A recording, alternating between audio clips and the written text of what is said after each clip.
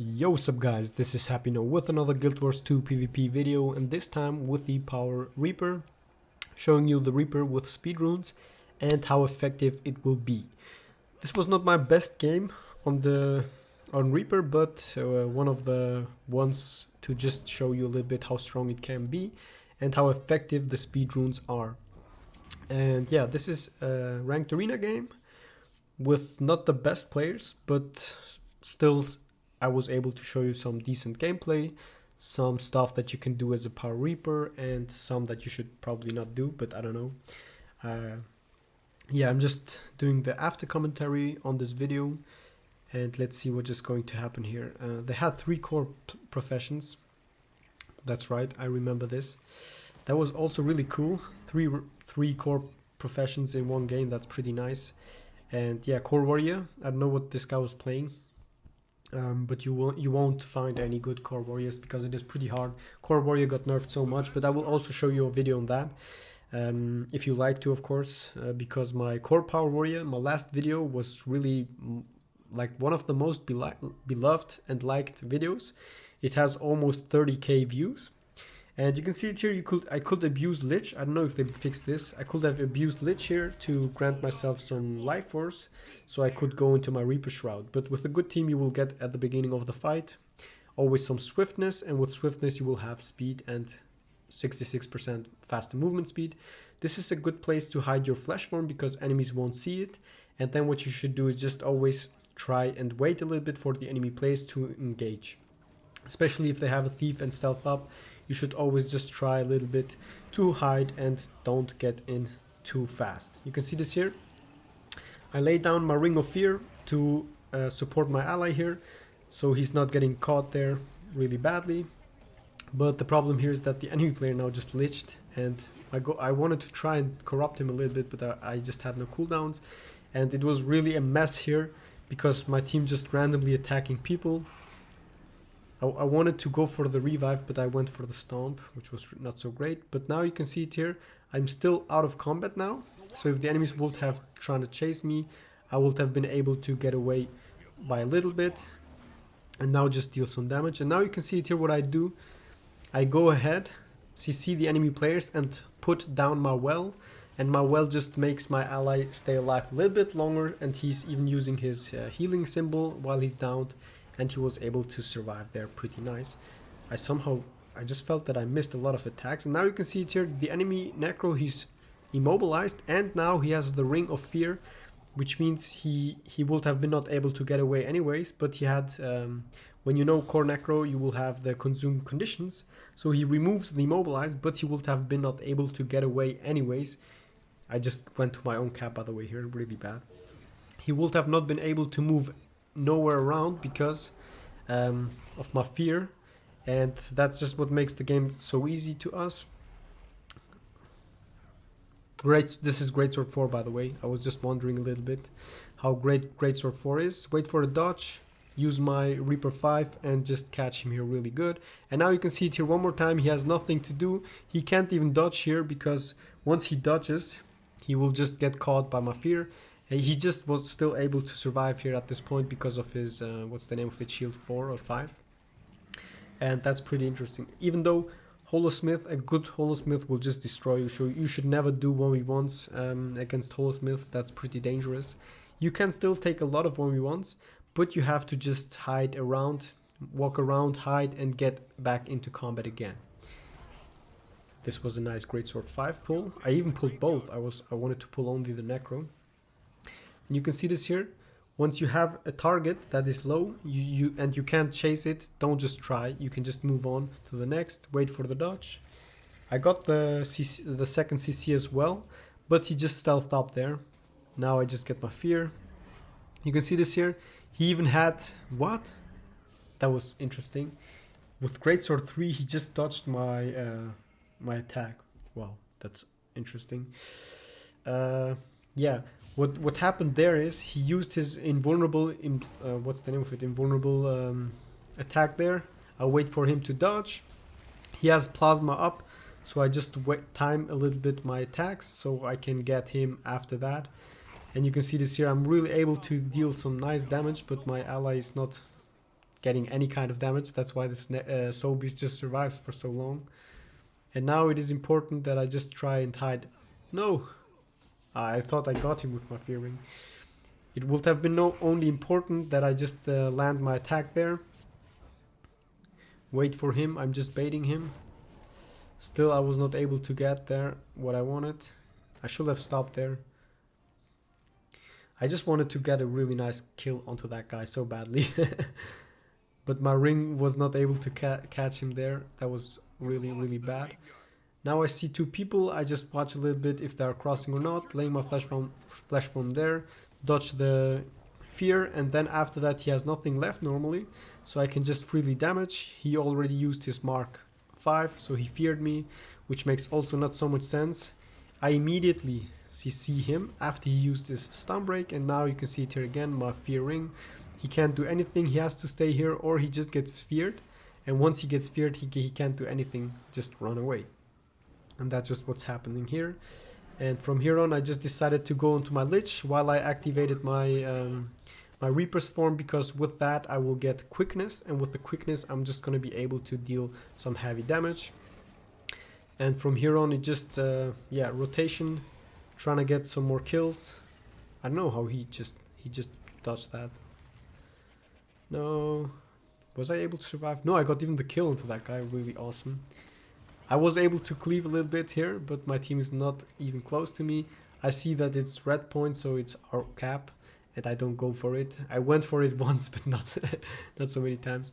I try now here to do something really interesting, to interrupt the enemies from getting the stomp, from not getting the revive, and I was even able to CC the enemy players from stomping my team, and that was just like the big carry here on this game. That's, I don't know, let's just go back 1 second.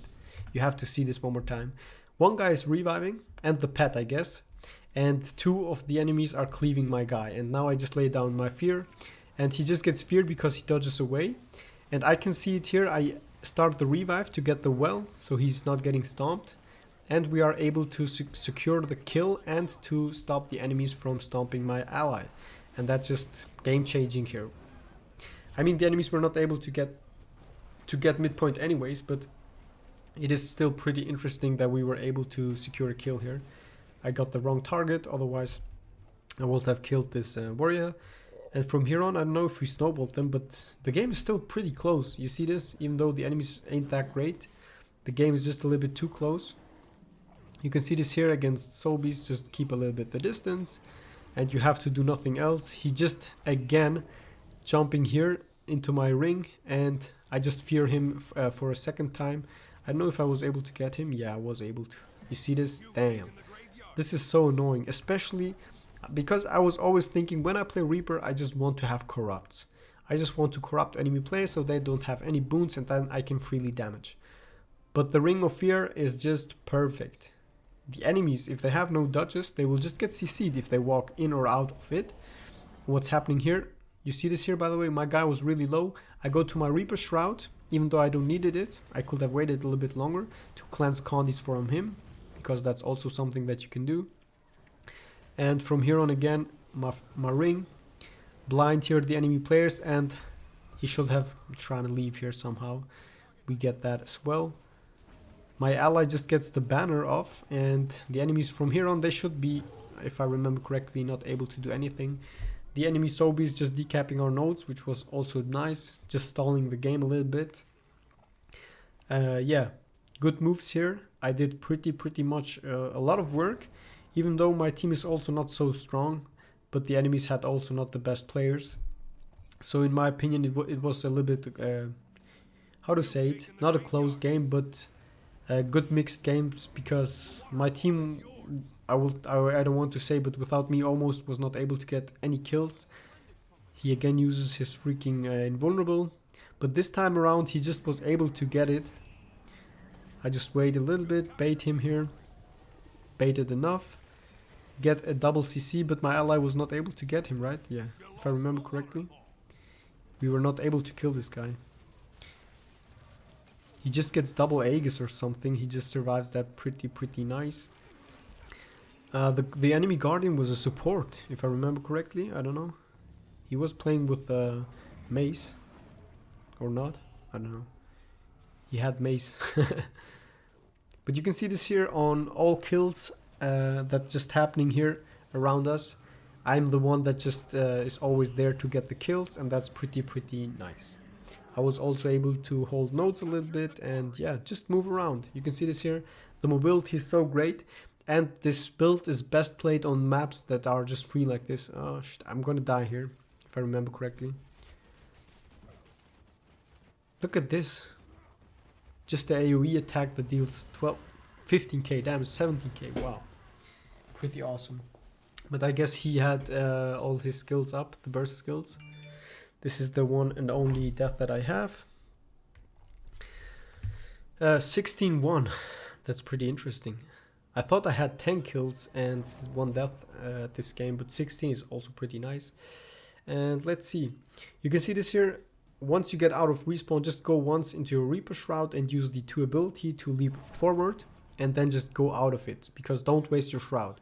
It is more important that you just get the movement speed, and then nothing else. You can see this here, boom, he's forced to use his freaking stability, Virtue F3, and if he would have not used that, he would have died. Waiting for another stun break and another dodge, and just catching this guy as well. And then from here on, I can see that the other guy is also really low. Go on for the next guy. Get a nice kill here as well. And that would have been 17, 18 kills in this game. But the game was over before that. So 18 kills, pretty nice as a Power Reaper. And yeah, it is pretty difficult at the beginning because a lot of people just think, they don't think about it so much. But for example, if I play Revenant and I see a Power Reaper, I will be able to hunt him down pretty easily. And you should also not just play it on against every comps, because if you have enemy comps that have a Power Revenant and a Daredevil Thief, they will just hunt you down. That would be a bad decision. You can see this here, I got top stat damage. Not kills, but as I said, enough kills, 16 kills, that's just pure, I don't know, awesome. We have 80% kills versus 24 of the enemy players. Pretty nice. Yeah, you should not aim for top stats, but kills and damage can be it. Otherwise, you normally wouldn't get any top stats depending on the professions that you will have on your team. And here's the build now. Berserker Amulet with Speed Rune. This just allows you every time that you have speed to have a 60%, 66% higher movement speed. And you gain also some vitality with it, which means you are not so low on HP while you're using Berserker Amulet. You can see it here, 20k HP. Then Sigil of Intelligence with Sigil of Stagnation. This is also important to notice because cripple nearby foes when swapping to this weapon while in combat. What does this do? The enemy gets crippled and he's not able to run away from you.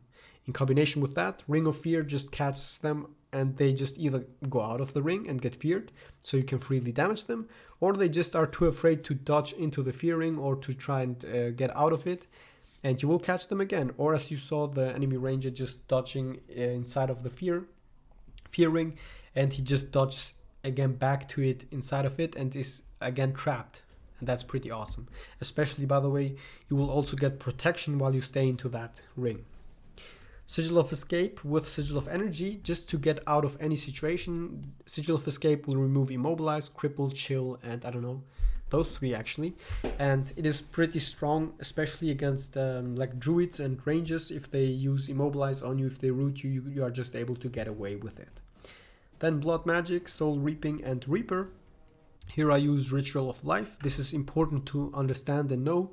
You have whatever happens, just once start a revive on an ally, and then you can move on. You don't have to fully revive, but you can just start it once.